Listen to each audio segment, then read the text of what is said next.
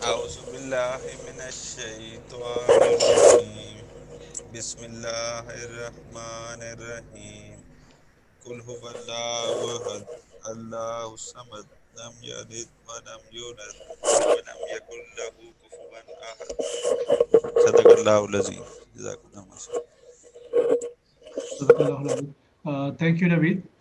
I welcome all our participants and those who are listening on the Facebook on the background, in the UMT and everywhere. So all of you, I welcome on behalf of Golden Ring Economic Forum. And I will just briefly introduce the Golden Ring to you people and to those who are new, and then just to introduce our speakers. So I will start.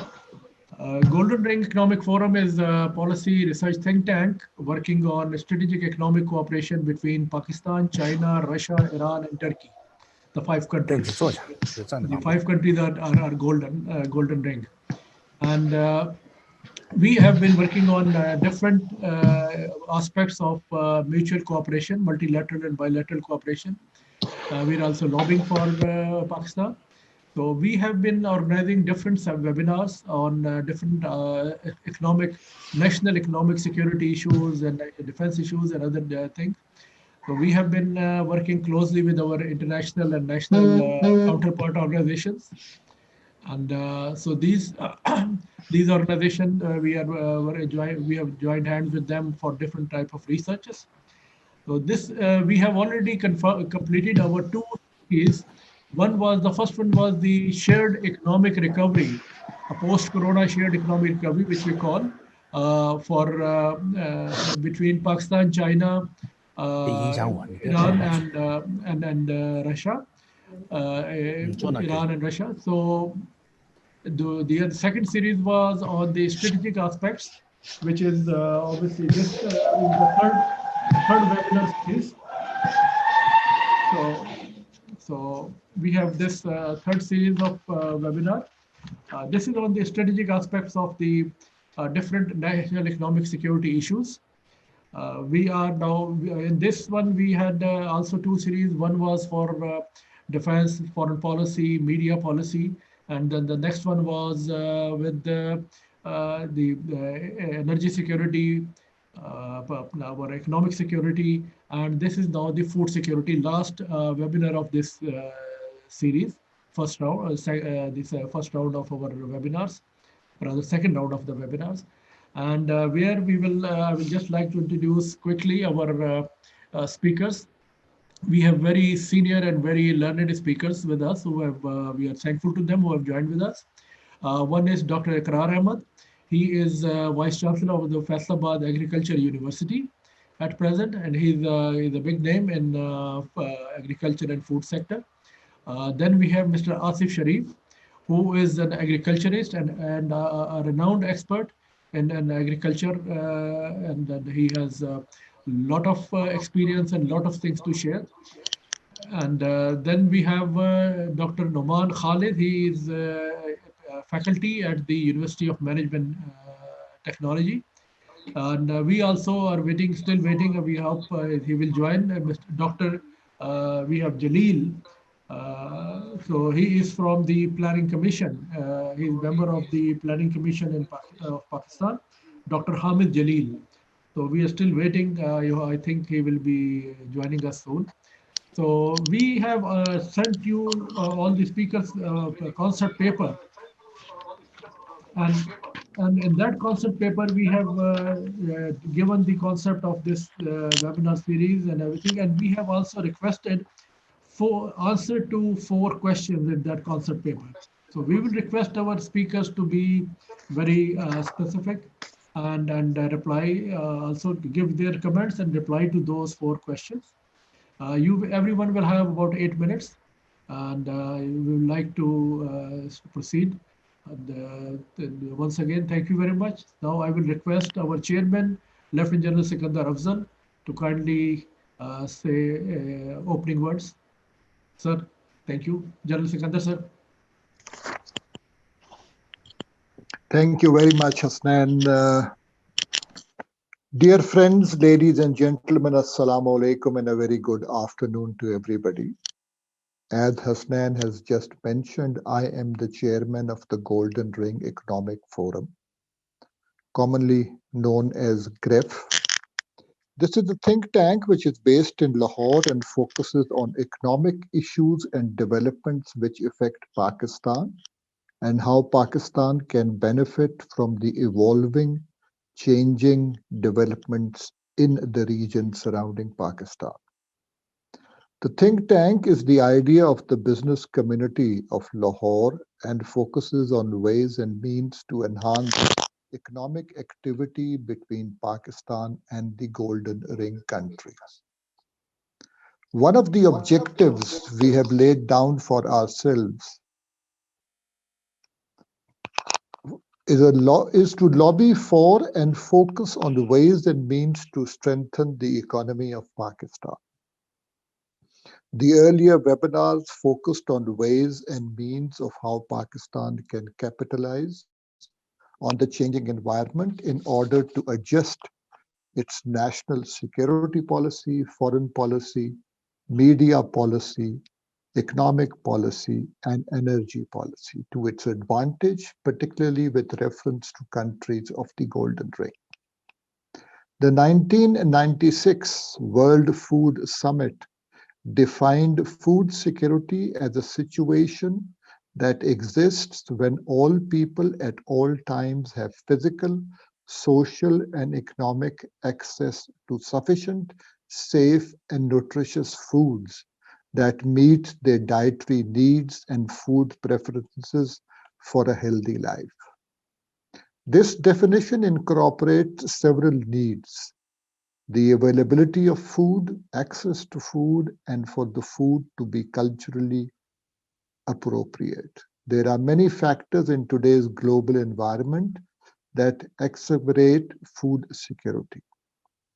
Four elements build the framework of food and nutrition security, primarily availability, access, and use and utilization, and lastly, stability. Typically, food security is thought of as being related to availability and access of foodstuffs. Yet the threat to food security also lies with urbanization, income disparity, overpopulation, ecosystems, degradation, animal health, and food wholesomeness. Therefore, it is of paramount importance to evolve a food security policy which ensures sufficiency, benefits to the grower and the market. This webinar is expected to bring out lessons of how Pakistan can draw maximum benefit to its food security policy from the changing environment, especially with reference to the Golden Ring countries, namely Russia, China, Iran, and Turkey. For this purpose, we have a panel of very eminent speakers who have been involved in issues of food security, namely Professor Dr. Ikrar Ahmed Khan, Sitara Imtiaz, Dr. Hamid Jalil, Member of Agriculture and Chairman Task Force Planning Commission, Okay, Asif Sharif, who I'm is the sorry, I've CEO. heard nothing, but if you want to listen from my side, I can get started and make a quick presentation. I can share the screen and use up my 10 minutes. You have to send me a message on the WhatsApp, if that's okay. Uh,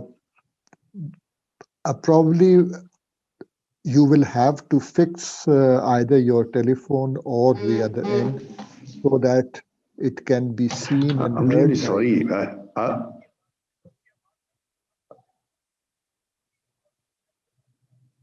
अच्छा आप पे Ji. हाँ Well, with या this, मैं what we तो are ये looking तकरीबन for daily is करता हूँ ये अब तकरीबन 93% पे है इस वक्त नहीं नहीं आ रही आपकी do you, Diva, and then I will use 3-4 slides and make my submission. Okay. we can hear you very much because you are audible in the conversation. I think without waiting for further ado, I will request Hasnan to start the meeting in the sequence as has been planned. Thank you very much, Hasnan. Hasnan? Sir, thank you very much for your kind words. And just as you said, that any national economic security, food security is the top item in that. And second is the energy security, and then comes everything else. So that's why its importance is very high. So now I request our first speaker, Dr. Iqrarul Haq, so that he can join and then he can give some his presentation and his views on these aspects of food security. Dr. Sab, please go ahead. Please go ahead. Okay, okay. I'll share the screen in a minute.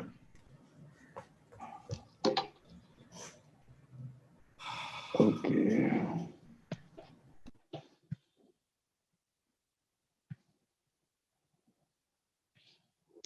Please allow the screen. It says host disabled participants screen sharing.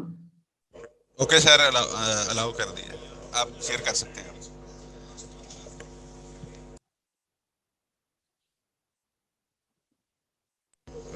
Ji sir, please share your screen.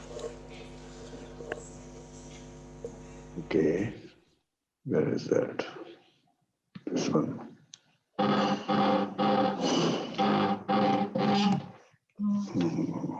Hello, ji,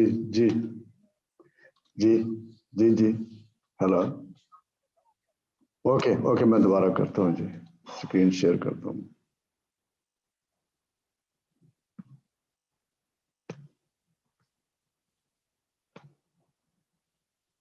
Where is it? Oh no,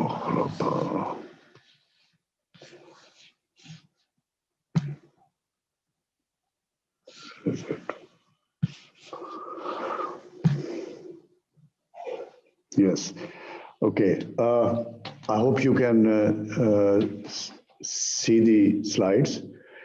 Okay, I would like to right away go to the 4 questions which were sent to me and give brief answers followed by a simple synthesis or analysis that I could say something about. Your first question was, how can food security contribute to overall economic and national security? I would say that this question is too simple to be answered. Everyone eats 2 square meals at least, and big people eat 3 meals, and some of them are advised by the doctor to take several small meals. So everyone has basic human needs. So if the basic human needs are satisfied, then the security starts from there. What lessons can Pakistan learn from Golden Ring countries' experience? In my opinion, China and Turkey have done an outstanding job of addressing food security challenges, and we are here to benefit from the experiences of our neighbors in the region. Your third question is policy changes or initiatives and how to integrate the system. In the next slide, I will answer this question. And the fourth question is specific recommendations to achieve food security. And one word answer is to address the stagnant productivity of land, water, human source, energy. The system stagnation is the challenge to address the food security crisis that we are being faced with. Okay, so I would like to summarize the total story of our failure in terms of growth. If we look at it, story of past 60 years, from 1960 to 2000, we had a 4.3% growth, and 2000 to 2015, it was kind of stagnant around 2.6. And from 2015 onward, the bad decade started back in 90s, but then from 2015 onward, we have serious crises every year, one after other, and that can be attributed to many issues and factors and policy and climate also.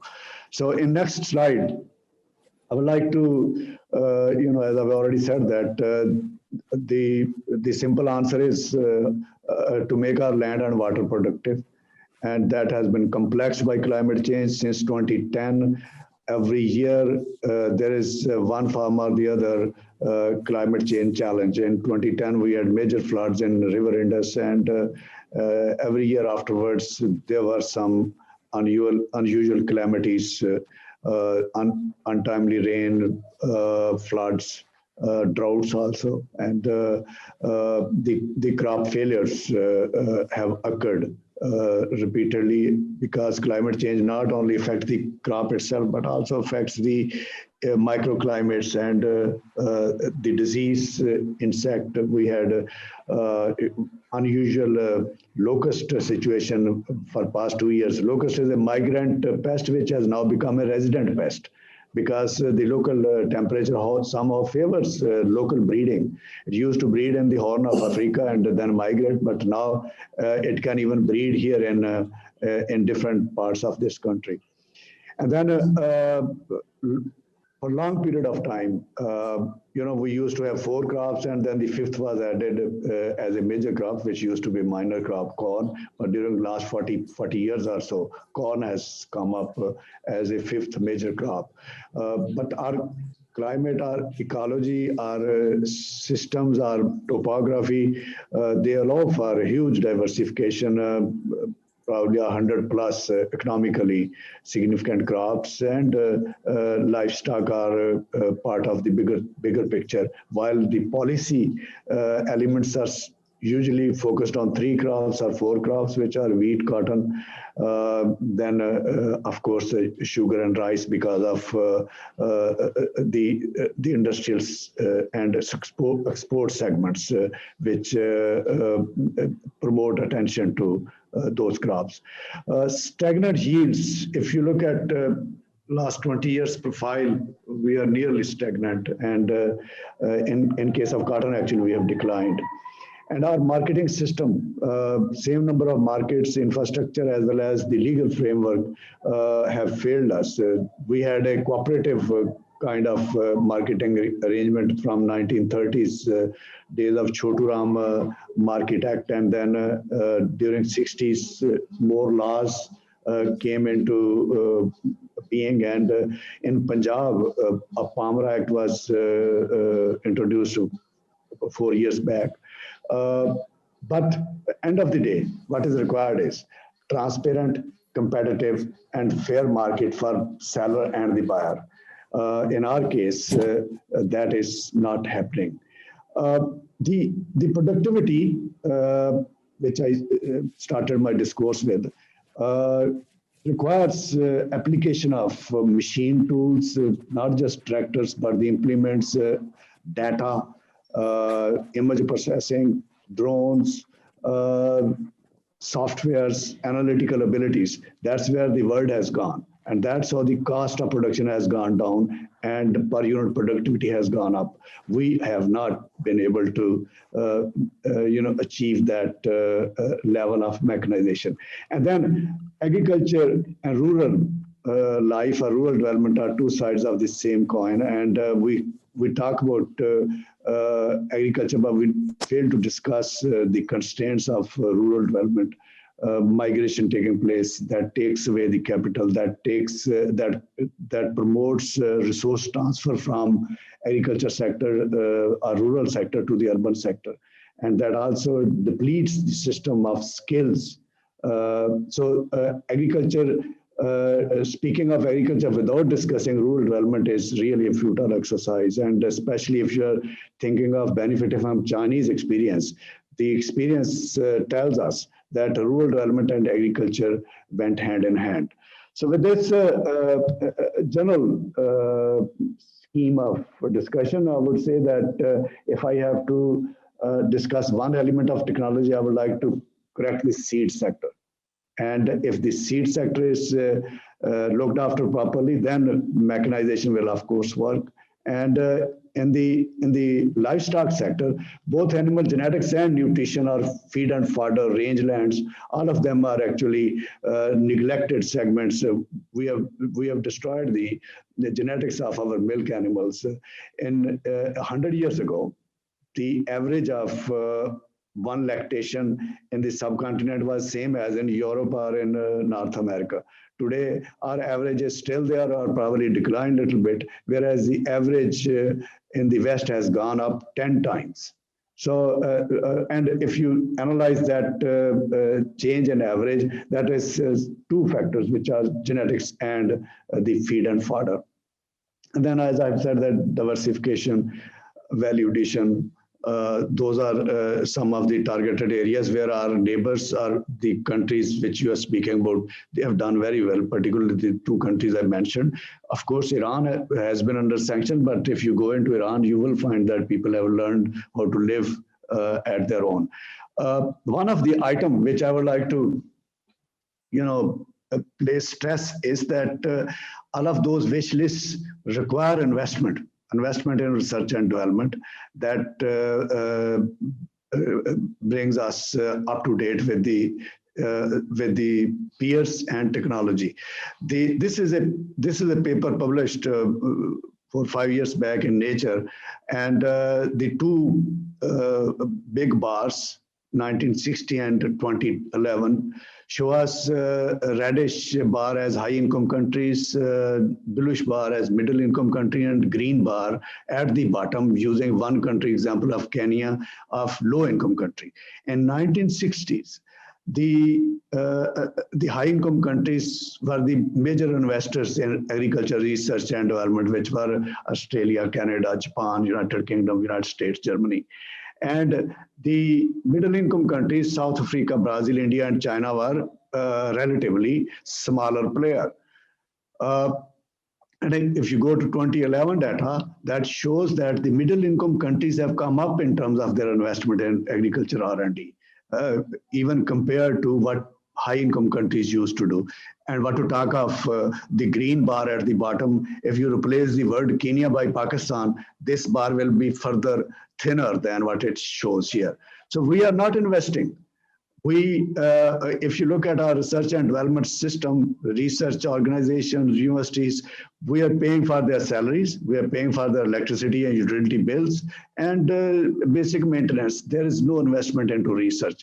I would not delve into more details because of the time constraint. But end of the day, I believe that our system is capable of delivering.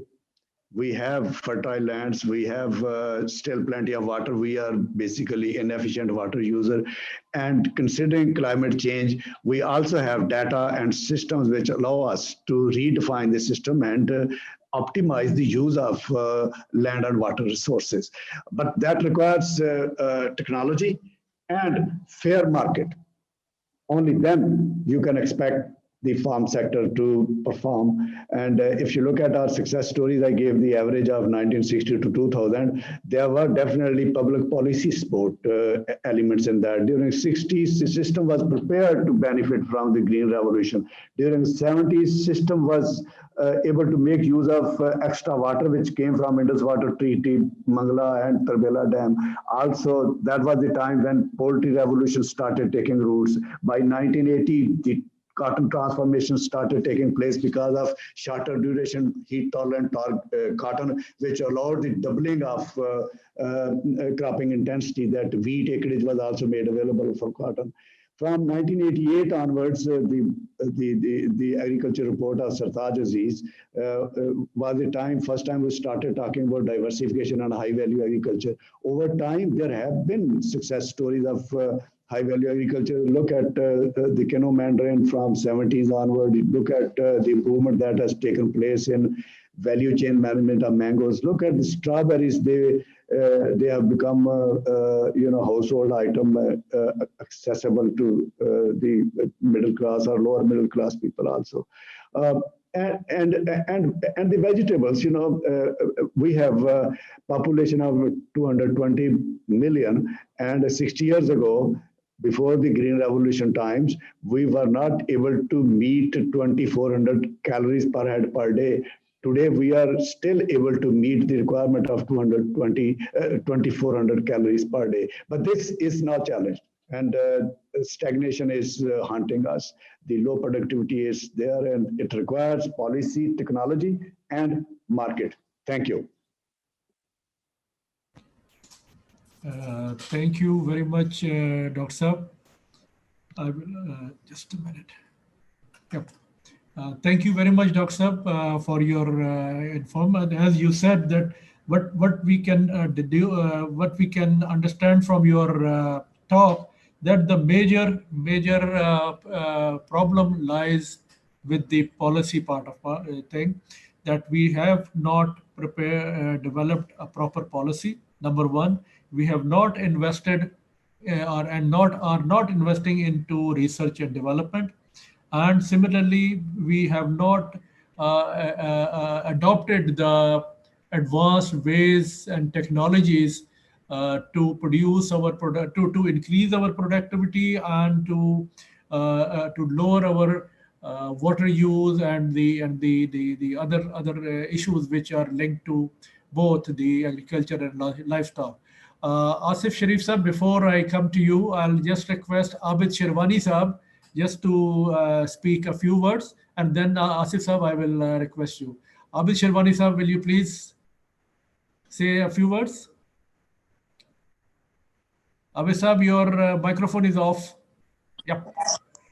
Ji Assalamu alaikum Janab. Are you hearing me? आवाज आ रही है? Yes, sir. Everything is clear. You Hello? are clear, sir. Yes, you are clear. Please go ahead. अच्छा. Hello. एक minute बाद में. अस्सलाम वालेकुम जी. अभी मेरा भी माइक्रोफोन जरा ऑन करें नवीद. सर ऑन है, आपकी आवाज आ रही है हमें. Sir, we can listen you. You are on. ठीक है जी. बस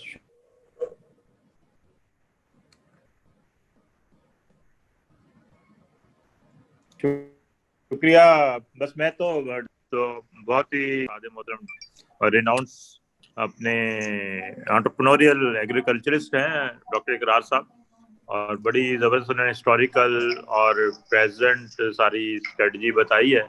Abid Sahab, we also have foreign participants. Okay.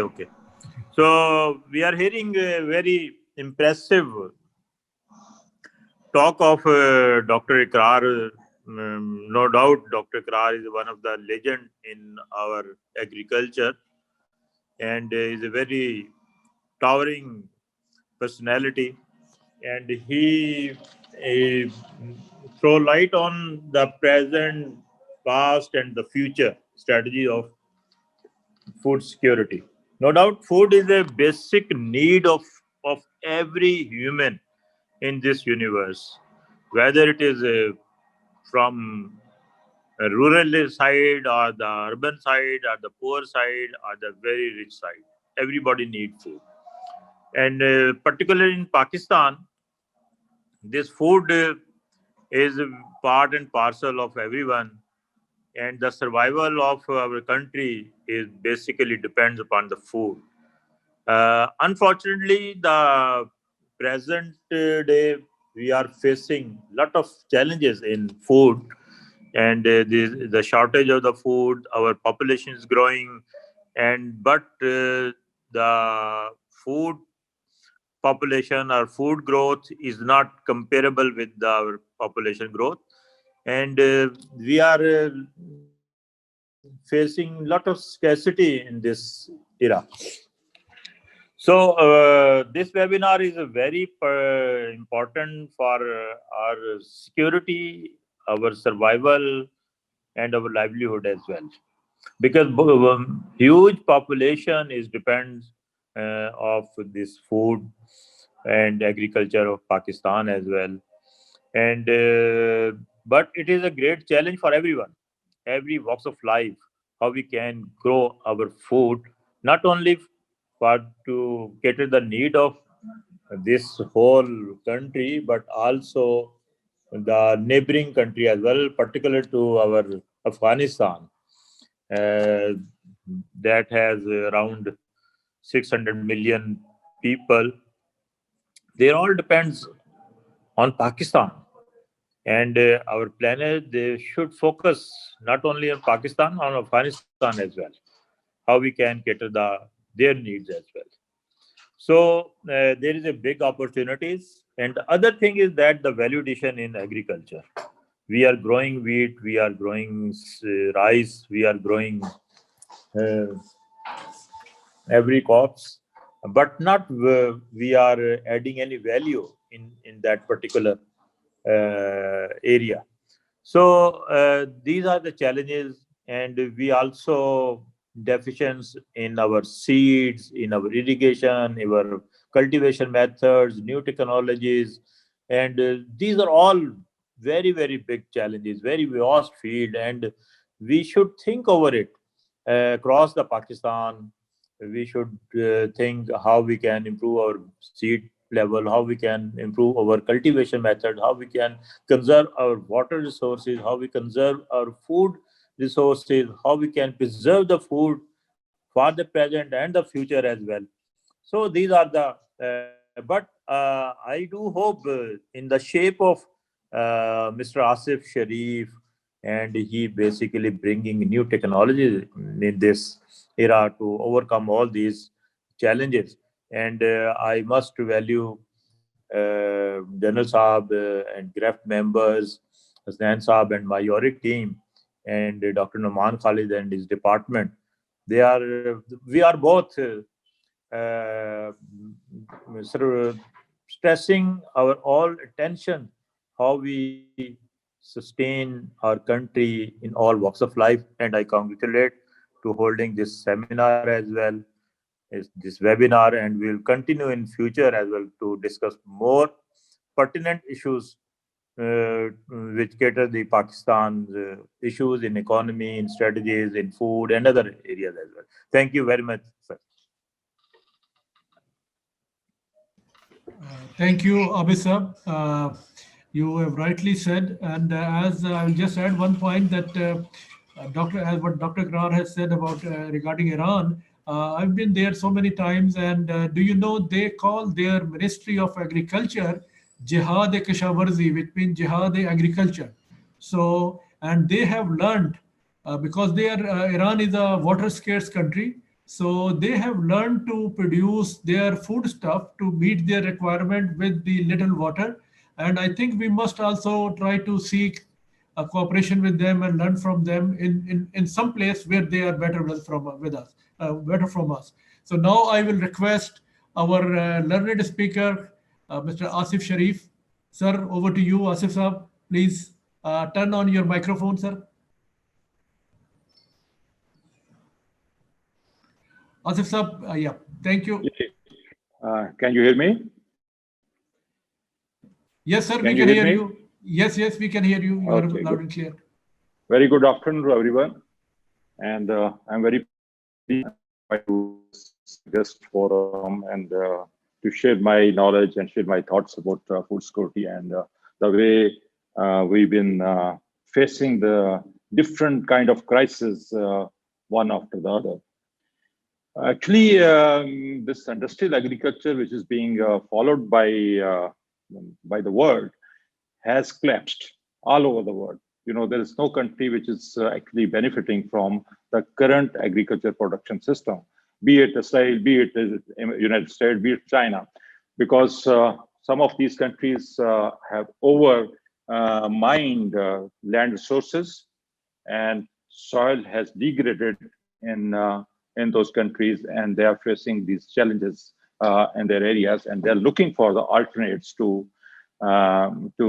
grow food for there are several challenges actually which we are facing as a world human community. One of the worst challenges that the soil has been degraded. The soil is the real wealth of any and every nation. If soil is good and it's fertile, then nation is good and nation is fertile, and food is good and food quality is good. So what has happened is that we went and challenged the natural ecosystem when we started industrial agriculture back in 60s. And the major devastated actions that we took was number one, plowing the soil, number two, inundation of the soil, and number three, keeping the soil naked, which has warmed the whole global, the global warming.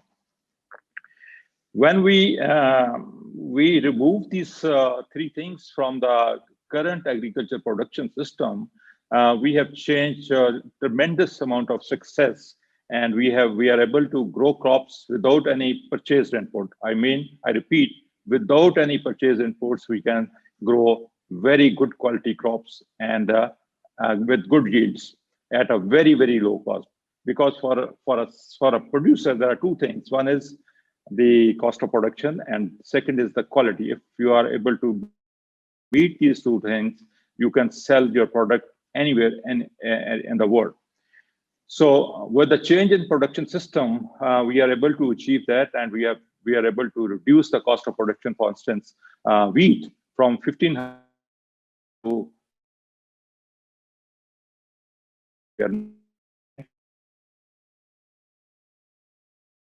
from 6 kilograms per acre, and there is no use. We are using any pesticides, and there are 2 irrigations that we do in furrows. So cost of production is reduced, quality is and the quality that we are able to produce is getting a better price at the marketplace, because the consumers love the quality. So what we need to do is to educate the farmers. Unfortunately, 60% population is agriculture dependent, yet there is not a single school or a training center for hands-on farmers.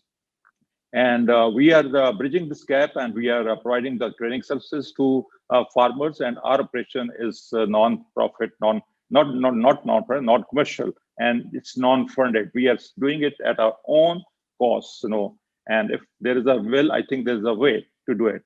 So we have never been received, we have never received any kind of funds from anywhere, and yet we are able to develop the system for crop production, which has changed the industrial agriculture and which has reduced the cost of production by at least 80%, improved the yield by at least 40%, reduce the water use by 70 to 80%.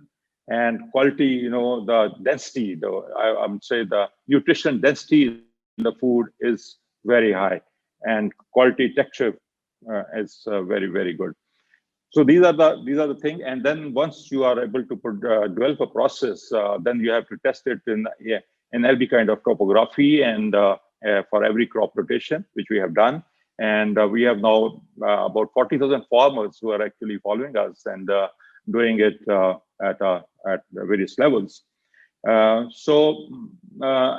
once you are able to sort of develop a process, then we need to design machines to actually mechanize each step within the process. So we have designed the machines which can be used to plant seeds, Persian seeds, from smallest seed to biggest seeds in a Persian manner, and then we are able to sort of water conservation and water scarcity issues. So what I would suggest is that at this forum, we need to actually set up a system whereby we are able to educate farmers on a mass scale basis through a communication, multimedia, through whatever other sources we can use to educate the farmers of the process that is sustainable and that can produce good quality food for everyone, for everybody at the very, very low cost. So this is what my intake is, that if you need to further see our work, you can visit our webpage, and you can directly communicate with us, and we can share knowledge with everybody who is interested to improve the quality of life in the world. Actually, our system is required by every nation, that be it China, be it Turkey, be it the United States, because everywhere we have our followers, and they are enjoying the benefits from the production system. Actually, wherever a material change from one shape to another shape, process is involved. And if the process is good, then in process, losses are not there, the wastages are not there, and output is better, and there's a good quality output. So I'm open for the questions. If anybody has a question, I'm ready to answer those. Thank you. Thank you, Asif Sahab. We will have questions after our last speaker is done. So, and thank you very much. You have given us a very good insight, and very of the work you are doing, the great work you are doing. And it is very encouraging that at least somebody here in the country, they are working. And as they say in our local language, in Punjabi, Mr. Chen, I will just say, "Jagde rehna, sade din na rehna." So you are practically doing that. So because we have seen, as Dr. Ikrar said also, that government has so far, we are an agriculture country, but the government has failed to so far do things which you are doing, which are supposed to, like very, very rightly you said that we must have institutes for training of farmers. Yeah, you have rightly said most of them are not well educated. So you have to give them a hands-on training, field trainings. So we need to develop, like we have TAFTA for industrial training. We must have agriculture training institutes also. And there you can share your expertise, your experiences from other countries. And it was very good to know that your experiences are being shared by China and other countries in the region. And that's but one of our target is that to bring back Pakistan to the level where it can become a food basket for the regional countries. We are nowadays, we only look at Afghanistan, but you go to Russia, they are food scarce. Yeah, even Iran for that matter. In China, they need food. Everybody needs food. So we have a lot of capacity if we use it properly. Sir, thank you very much. And now I will request our last. Hello. Sir, can you hear me? Hello. Yes, I can hear you. Yes, Dr. Numan Khalid. Though I was just saying, I think my microphone, there was something wrong regarding Mr. Asif Sharif, that he has pointed out very good things, and regarding this farmer training institutes, and the work he is doing is a very great work. So we must share and these things in our future webinars also. Now I request Dr. Numan Khalid, will you please go ahead, and you have your time. And once Dr. Numan Sahab is finished, then we will have question answers session, a small question answer, and we'll request everybody. Okay, Dr. Sahab, please go ahead. Good afternoon, everybody. And I think it's a great prayer from Mr. Hasnain that he organized one of the very important platform on a food security. And I think it's quite surprising for me also that the GREF is doing policy development for so many different sectors like the energy, like the food, as well as the media also. And I think the forum put out very important 4 questions.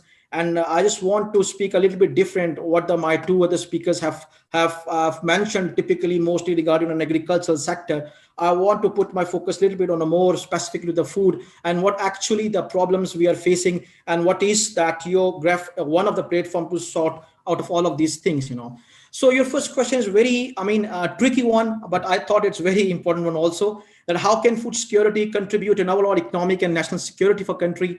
What I can say is that today, especially with reference to Pakistan, food security is not more important at all. It's now getting a little bit more secondary one, because many of our people believe that we are producing enough food. But there's a problem behind how we distribute that food and how we can actually link that food productions with the micronutrient deficiencies, or what we can say that overall the body's structure and need and demands of the body, But I was quite surprised to see is that today the government of Pakistan, they have developed the Think Future technologies, and they put the 7 cutting edge technologies at the important for the Pakistan, like 3D printing, artificial intelligence, that augmentations, IoT, smart robotics. Where is the world agriculture? Where is the world food? It's all finished. If I believe that the food security is important from economic and security perspective, the view, then the government of Pakistan put the food security and agriculture as one of the top Think Future technologies, because the survival of the population, the survival of the country, and the well-being of the countries and all the people actually it entirely depend upon agriculture and the food. Yes, the word food security is important, but from Pakistani policies point of view, is one of the secondary subjects right now, because we believe we are producing enough. Yes, the data suggests we are producing enough. The problem is that we are couldn't able to properly distribute. Our supply chain is completely flopped one. And here comes that we need to take an opportunity and learning message from the golden ring countries like China, Turkey, Russia, and Iran. What they do is that they produce, they distribute, and they set the platform in order to promote the importance of the security. And that's why I believe that if we want to take the lesson, then my output and my thinking says that we need to actually work on 3 important integration parameters. One is called education, that is called, second is called training, and third is called knowledge sharing. Because all of these 3 things, they are entirely lacking. If we see the Pakistan research, if we see the last 60 years of the Pakistani research on agriculture and on the food science, they've been on a very orthodox and traditional platforms. We actually removed the word of the simulation. We have removed the word of the climate mitigation. We have removed the word of the carbon footprinting. And that's why I love to see the technologies that is developed by the Asif Sharifs, that he really wanted to manage the soil. He really wanted to protect the soil. That is the key important research parameter. And that's the why if we see the agriculture and the food productivity of the Turkey, Russia, and China, they are on a very high scale because of the integration of simulation together with the preservation technologies on the soil. And that's why they are achieving a more productivity toward the food and as well as on the agriculture parameter. But it's very sadly to say that if we see your golden ring countries, if you see the research proposals and output of the last 10 years, they are actually really focusing on the human problems and the food security problems. Actually, they put the novel technologies, they use the state-of-the-art technologies of the APSEM, they use the world of the DSAT, they use the words of the molecular fingerprintings and so many of these sort of the things. But if you put these sort of the topics or these top of the keywords in the research proposal requested by the higher authorities of Pakistan, you are totally be flopped. Actually, none of them in Pakistan are there to actually evaluate the complexity and evaluate the importance of this subject. Actually, so I'm talking right now. Your question number 3, actually, that's we can take all the important key message from the China, Turkey, and Russia and develop an integrated research institute called GREF Institute of Food Security and Management, where we can actually focus upon only on the 3 parameters, that is education, training, and knowledge sharing. Actually, so that ACTEC proposal and ACTEC policy is actually the right driven spectrum where your policy institute can bring positive spectrum in increasing the productivity of agriculture in Pakistan and actually answering the question number 1, that how the food security can contribute toward economic and national security of the country. Actually, So now I just want to focus on the last question, that is specific recommendations to achieve food security. Here, I just want to focus one thing is that we have our 1,000 square kilometer area of marine environment, that is coastal area. The problem of the iodine deficiency can only be solved if we can integrate some food rich with the seaweed. If you consume seaweed, if you bring some new compounds or a new food from a seaweed, then no need to focus on the food and the food allied nutrients. The seaweed is naturally blessed with the iodine. If you can consume only 1 gram of the seaweed per day, no problem of the iron, no problem of the iodine. We are actually wasting at least $9 billion industry of the coastal products of Pakistan. That's why we need to entirely focus that this forum actually, they focus the importance of your marine environment, that how we can actually value edit the marine environment. That's why the knowledge from the China and Turkey and Russia is quite important actually. Though the Russian peoples, they are not been very much with the seaweed, but they're actually been very much with the probiotics actually, you know. So if we can take the knowledge and integrate together, then that's my first recommendation. And second thing is that the Chinese Academy of Sciences, they are very much ahead in simulated crop environment. We need to actually simulate all our agriculture environment with the changing climatical needs. Actually, we need to introduce the APSEM simulators, the disaster simulator into the Pakistan ecology, and especially in the Pakistani education curricula, so that the young graduate, they can understand how actually they can simulate and they can bring their research up to that level where the productivity can be enhanced, where we can actually answer the question number one, the most trickiest question, because if we couldn't increase our food step to such a level, we couldn't answer whether the food security is important with reference to the economic and national security. And the last thing is that I endorse all the wordings of the Sharif Sahab, the water management. Actually, we need to focus on such kind of novel technologies, that how we claim it that we have the world best Indus Delta, we have the best irrigation network in Pakistan actually, but how we can save a very minute amount of water. Why not we can move to all the capillary irrigation system? Why not we can move to the horizontal farming? We are moving to horizontal. We are never talk about how we can go for the vertical farming actually, you know. So we need to bring the novel agriculture technology to the policy development of the Pakistan, so that we can answer the question number one, that whether the food security is actually a challenging with reference to the economic and national security of Pakistan. So I hope I haven't prepared the presentation. I just want to put the concrete talk with the recommended talk that is very important, that if this forum really wanted to innovate the Pakistan food security, yes, these are the food grounds, these are the food steps, and we can use the ACTEC as the important terminology and as an important pedagogy for increasing the food security in Pakistan. Thank you very much. Thank you very much, Dr. Nauman Khalid. You have very good and very to the point specific talk. And you have properly taken up the first question, as you said. It's a tricky one. Yes, it looked simple, but it was quite a deep question. And now we will like to open the house and for the questions. So may I request first, Journalist Sikandar, would you like to have any question? We also have our friend from China, from Beijing, Mr. Chen Jiancheng.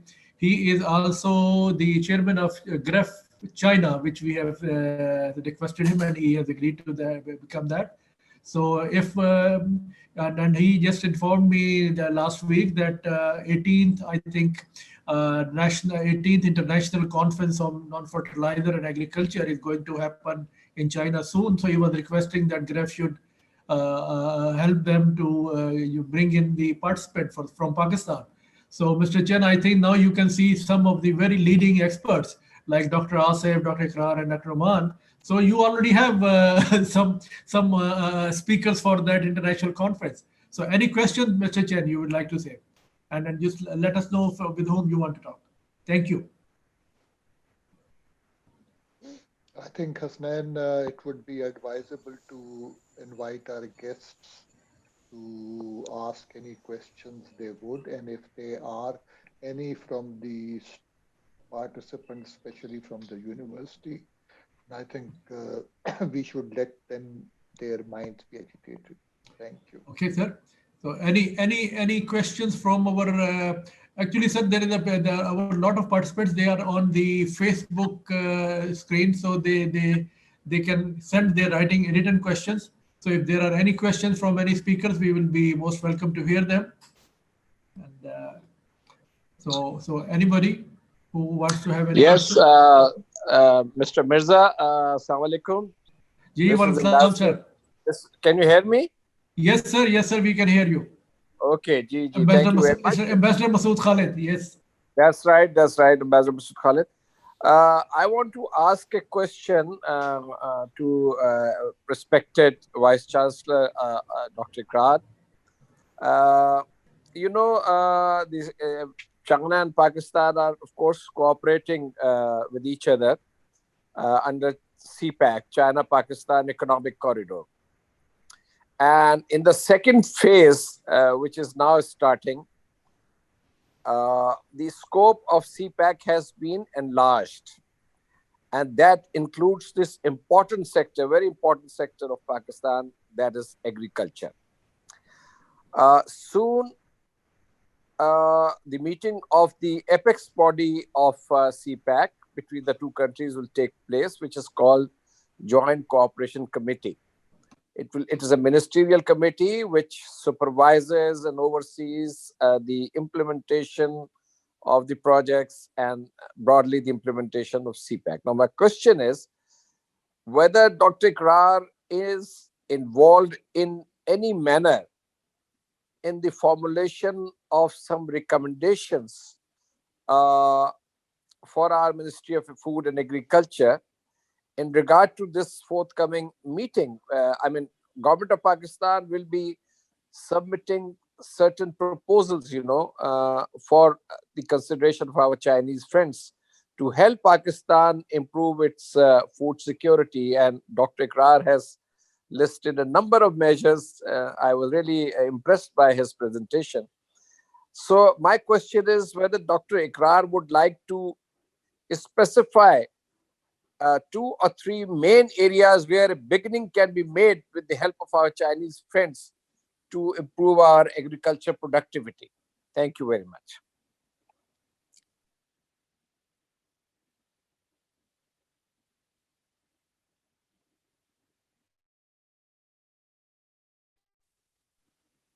जी, आवाज आई थी जी?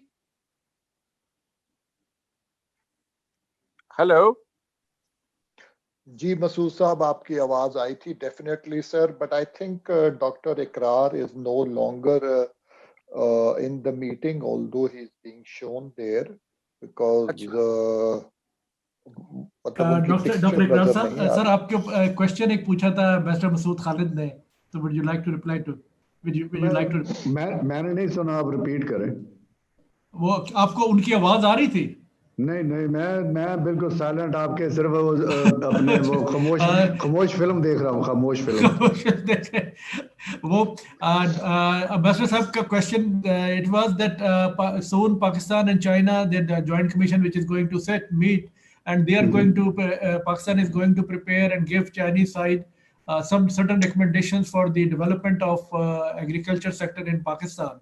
And the points you have raised, very valid points. So he was asking, are you in there, first of all, in that committee to make that those recommendations, and or if you are there, have you made those recommendations for the Chinese side? If I'm, this is all, but you know. जी मैं एक minute Masood साहब का शुक्रिया। मसूद साहब जब Beijing में थे तो हमने बड़ी इन्होंने ऑनर दी थी। we were hosted by him. Sir, I'm not part of any government meeting, but I keep on discussing issues on the open forums, and I'll be very happy to assist if you need my assistance, sir.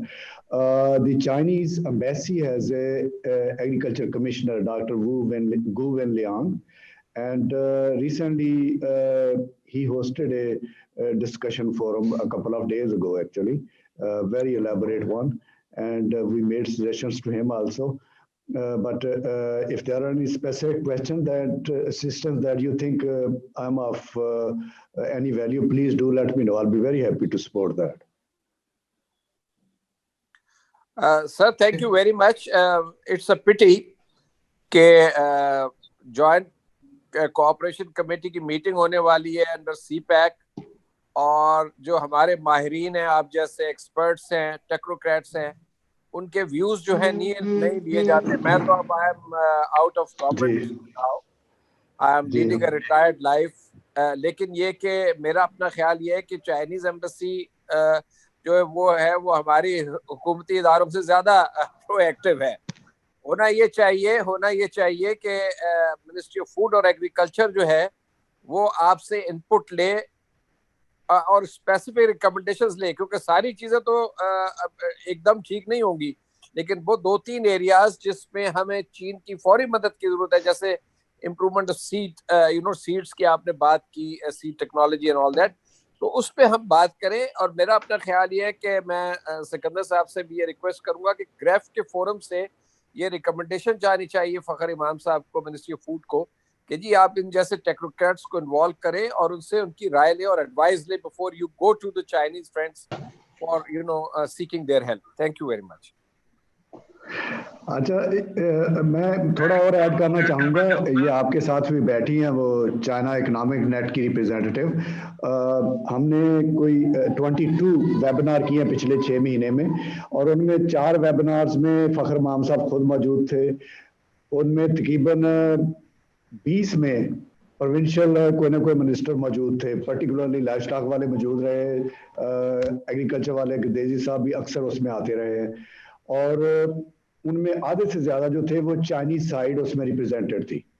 तो वो जो agriculture development commissioner है, ही टुक very special interest, और ये China economic net जो है आपका या मीडिया पार्टनर, ये भी उसमें शामिल थे।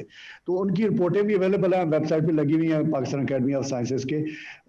लेकिन स्पेसिफिकली जैसा कि आपने फरमाया, जो हमें असिस्टेंस हमारी तरफ से चाहिए, we are here really, we are very happy to support this effort। और ये जो आज जनरल साहब ने, मिर्जा साहब ने ये जो आज होस्ट किया है, ये भी बड़ा वैल्यूएबल है। Sir, thank you very much, Dr. Saab. Asif Saab, the same question I think we would like to. Are you there in that committee, or do you, or anyway linked to those recommendation making people for joint cooperation with China? Qamar? Sometimes they do. Excuse me, something is going wrong. So it's okay. Hello? We can hear you, sir. We can hear you. We can hear you. Please go ahead. Okay. All right. I said sometimes they keep on asking certain questions, but I'm not practically involved in any planning work that might be necessary to forward our joint, sort of objectives, China, Pakistan on CPEC issues. Quite recently, I attended the Prime Minister's special meeting that was on 25th, and later on I had several meetings with National Food Security, Ministry of National Food Security, as well as Planning Commission of Pakistan and Pakistan Agriculture Research Council, where I made presentations and where I presented the solutions for the problems we are facing right now as a country, as a community of world, I would say, and which were very well taken. And I think things should be getting better in the near future. Thank you, Asif sir. Jalsab, if you have any other question, or should we request Mr. Chen if he has any question? Mr. Chen Jiancheng, sir. Please turn on your microphone, sir. Yeah. Okay. Yeah, thank you. Today, it gave me a very good opportunity to hear a lot of the experts' the opinion on the food security, including the cooperation in agriculture between China and Pakistan. Now our TV Sky and we cooperate with Chinese Ministry of Agriculture. We'll hold the 18th fertilizer international conference in the next year. It's the international level conference with the UN. And then at that time, maybe more than 100 ministers of agriculture from the world will come to China to attend the conference. But our TV Sky TV station also is the co-operator of the conference. So by way of holding this international fertilizer conference, we will gather all the Chinese big company of fertilizer, especially on the organic fertilizer and some other very important high technology company in China, and some university and experts to try to help all the country of the Belt and Road Initiative countries, to help them to improve their food production, including today's topic about food security. So it also maybe it's the main concept of Chinese government, focus on the establishing the community with a shared future for mankind of our President Xi Jinping. So on today's topic, I want to ask one question for our experts. For example, Mr. Asif Sharif. Yes. I want to, in my meaning, I think the security of food want to deal with this issue, this problem. We need we need by way of the international cooperation, especially for the high level designing for the agriculture development of each country. So I want to ask Mr. Asif Sharif, can you give us some opinion on how to promote the cooperation in different countries' cooperation in agriculture, especially for example, I know in Cambodia, I ever interviewed one minister of agriculture. He told me in Cambodia, rice producing face a lot of things, including irrigation, transportation, electricity, a lot of things. So I want to know, Mr. Asif Sharif, can you give us some opinion on the high-level designing cooperation for the dealing with of the security of food? Can you give us some suggestion on this? Yes, Mr. Chen, thank you very much for asking this very intelligent and important question. Let's look back a little bit, what happens when the vegetation on this planet Earth is going on since last 400 million years without depleting any resource. It's thriving. So what has happened in just in 50 years? We have devastated everything. We spoiled the soil. We water scarcity issues, the climate issues, the food quality issues, the food security issues. Why has these happened? In just 50 years, we have devastated everything. So yes, we must be thinking about those lines. That where did we went wrong? Where did we went wrong? Actually, at the crossroad of modernization, instead of going to the natural ecosystem, we went to the Homo sapiens and followed the same process, which is cultivator-based process, which was developed to bury the seed in soil, and we actually augmented the same system and destroyed the whole thing.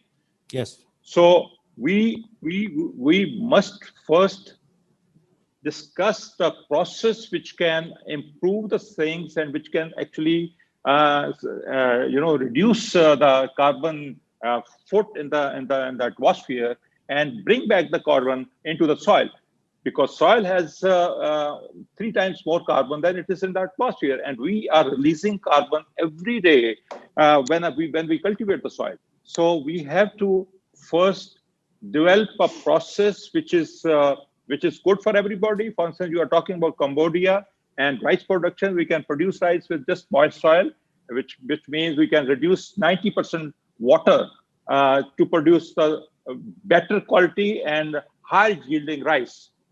In any country, we can reduce 90% water for production of rice. So same is the case for other sugarcane and high, irrigation required crops, which we think that we are. First, we need to understand how much a plant needs water. there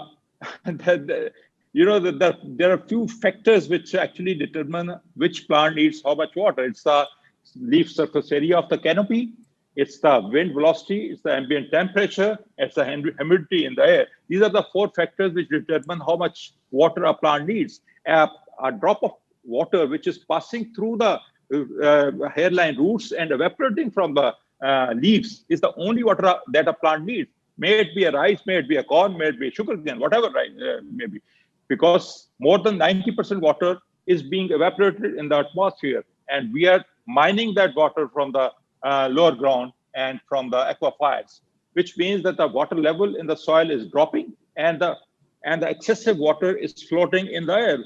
Billions of tons of excessive water is floating in the air, which is actually causing this climate devastations, climate change, rapid climate changes. So the solution falls, and solution is in soil. The way we cultivate, if we improve the cultivation process, only then we can save this planet, only then we can ensure the quality food supply to inhabitants of this country. And once we are, we can present that process for every crop, every country, every topography region.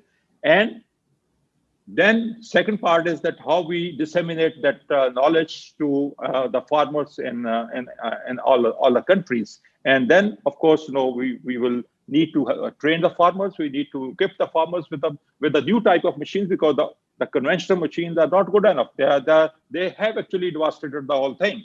So it's a new set of machines and new set of process which we have to incorporate if we want to sustain as a humankind or even living kind. Thank you. Yes, thank you very much. Thank you for your giving good suggestion. Meanwhile, I want to continue to introduce something.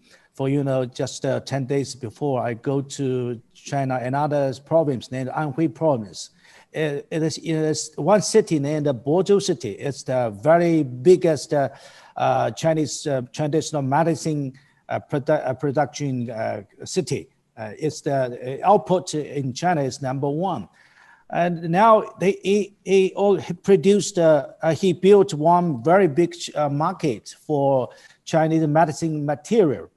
And now he will cooperate with us to hold one Chinese Medicine International Cooperation Forum for Belt and Road Initiative. And then by way of the holding international forum, they want to import a lot of Chinese medicine material from all the countries of the Belt and Road Initiative.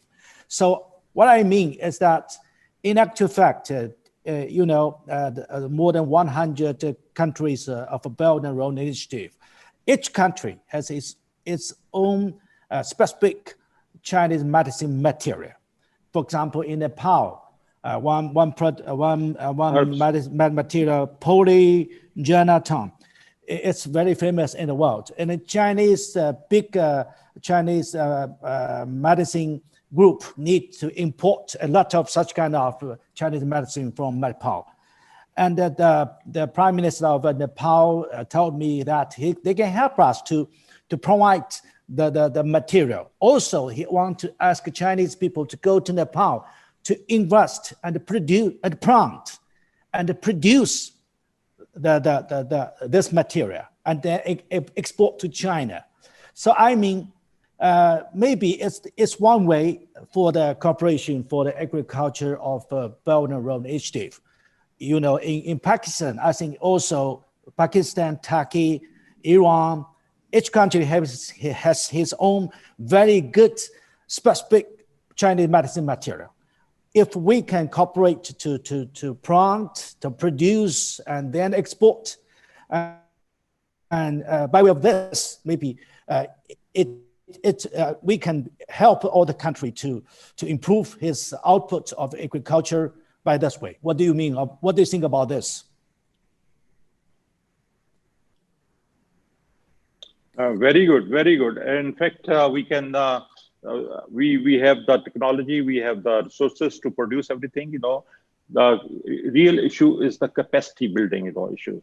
Capacity is we don't have the capacity, we don't have the volumes to export. We have to increase the volume, and we are getting into that we should be producing in volumes which can be exported to other countries. And if you get specific with us, these are the medicine herbs that your companies would be interested in buying from Pakistan. We can actually, because Pakistan is a beautiful country where we have all kind of weathers, all kind of soil conditions, and we can grow anything which any country needs, because of the 8 climate situations and all kind of soils and abundance of water and the labor availability of labor. So if you list up the items which are priority items, we can give you the proposal for each item, and that how can we produce and supply to your companies. Thank you. Okay, thank you. Very Thank good. you. Thank you very much, Mr. Chen. And thank you. so now we are, General Sikandar, if you have any question, or anybody else have any questions, please. Abid Sahab, do you have any question or anything? I think I would like to, make a very direct comment in terms of Pakistan-China collaboration. That there are 2 China farming worlds. There are communes which are still communes, and they have created corporate China. We have a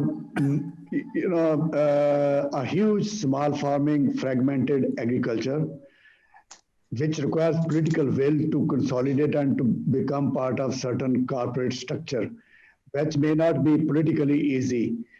Whereas we are embarking into some new development zones. About 20 million hectares is cultivated, and another 20 million hectares is culturable, which can be cultivated. We have developed a new irrigation canal for Balochistan. It's been lying idle for last 20 years. We have built new canals, in the process of building new canals into Thar and into Cholistan. Run of the river canal into Thal. And there is a new canal designed from Rasool Headwork on the right bank of River Jhelum. I would suggest that these new waterworks should not be, designed on the pattern that the colonial design took place in 1870s. That was appropriate at that time, the gravity-driven, bringing the peasantry and making sure that the locals are also accommodated and produce grain and cotton. Now, these new waterworks should be put into modern irrigation system, corporate farming, and that's where the Xinjiang experience of China should be replicated. So bring in Xinjiang experiment into new agriculture development in Pakistan instead of tinkling with what is already going on, because that is not going to be easy to tinkle with. Thank you. Thank you. Thank you, Dr. Saab, Dr. Iqbal. Sir, General Sikandar, sir. Thank you very much, Hasnain, and thank you very much, my friends, those from China and the experts from within Pakistan. You see, it's no matter how much we talk about it, and like Dr. Ikrar was saying, I actually have been following some of his webinars that he started from another platform. And it was so interesting that when we were doing our thing, we had included food security as part of our thought process of national policies. And Hasnain said, sir, who do we include? I said, I know only one person that I have come into contact with, and I'm sure there would be so many more. We, at the National Forum also, we always keep looking for people to come and advise us from abroad. Whereas in most of those cases, I always find that, yes, they may be having new techniques, they may be having new research, new thought process, but they are not familiar with the peculiarities of one, our soil conditions, the way our farmers work, and the way our weather is. And I think these three things dominate how the agriculture of a country evolves and develops.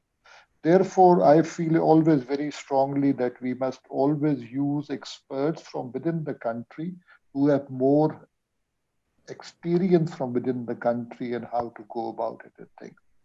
We have,